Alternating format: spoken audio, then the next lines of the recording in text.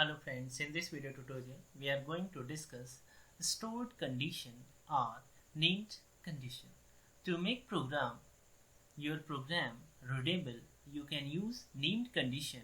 That is, you can store condition in a name or variable. Then use named condition in the if statement. Let's consider a simple example. Now I'm just going to declare a variable a and assign the value as a 1, b and assign the value as a 2, c assign a value as a 3. Now I'm going to declare a name all equals to and assign the all condition here. A equals to 1 and b equals to 2 and c equals to 3.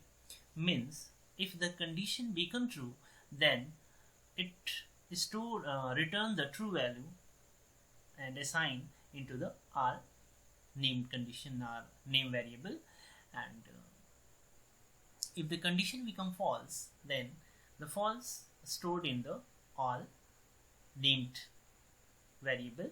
Now I am just going to print the all variable, print and write here all and run this program.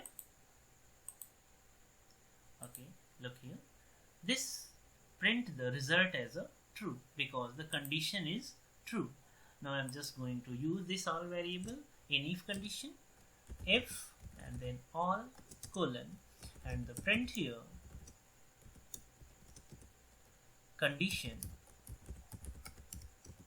fulfilled again, and now run it, run this module. Okay, now first print the true and then condition fulfilled again. I think all the conditions are all the concept cleared here. Thank you friends. Please like and comment my video, subscribe my channel. Thanks for watching my video. Thanks a lot.